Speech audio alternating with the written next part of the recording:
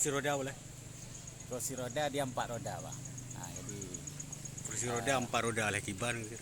ya kursi roda ada 4 roda, berarti dia boleh masuk tol. Karena yang boleh masuk tol itu adalah yang memiliki 4 roda.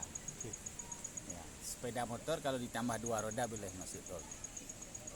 Maka hari ini kita saksikan pelepasan air yang dilakukan oleh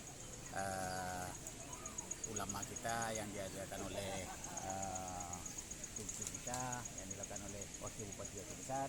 Mudah-mudahan ini bermanfaat bagi kita semua, terutama bagi petani.